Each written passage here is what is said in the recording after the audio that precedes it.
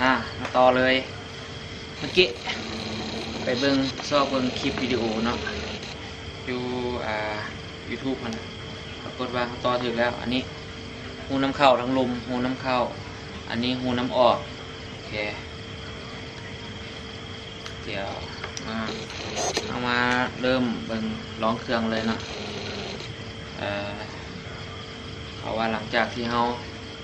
ต่อเสร็จไปแล้วก็ต้องลองปั๊มก่อนเนาะปั๊มน้ำมันจะมีหลังจากเอาน้ำฟองเนาะมาใส่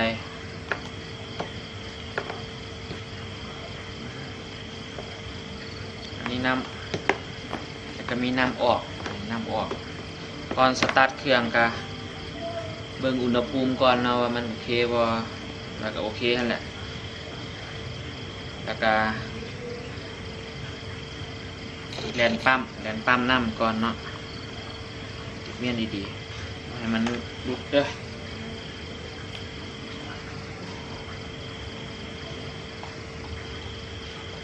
ไปตัดเสียบแลนน้ำเขาละ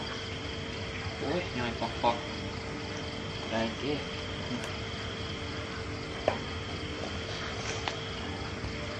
โอ้ยย่อยที่หั่นเข้าดีๆกัน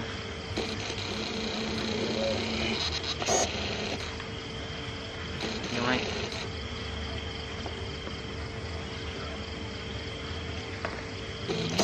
ย่อย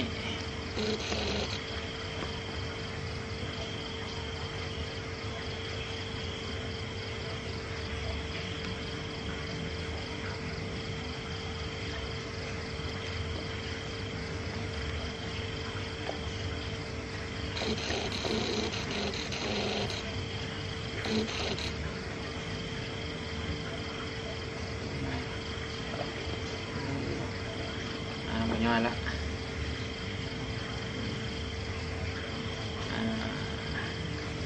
โอเคน้ำกันไหลดีเนาะยิ่งไม่มีปัญหาละน้ำแลนสะดวกแลนไปแลนมาแลนวนรอบนับปั๊มเพื่อระบายความร้อนองศาก็โอเคเดี๋ยวสิไม้อันนี้วาล์วปิดเปิดเนาะเราสิมาลองซื้อๆดอกมันสิทำงานบ่นี่ละลองเลย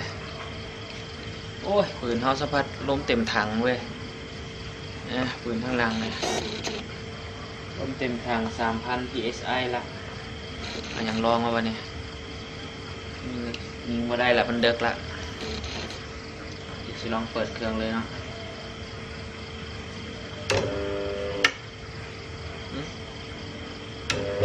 อุ้ย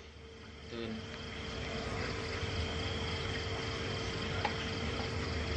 มองยังติบ่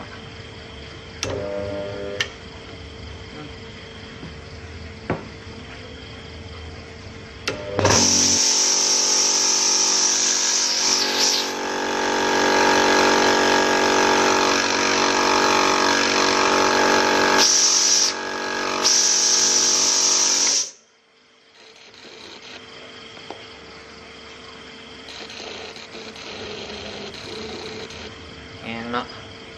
เดี๋ยวเราสิมาหย่องใส่พื้นซะรู้สึกว่าแห้งเลยเดี๋ยวเราสิมาลองใหม่เด้อ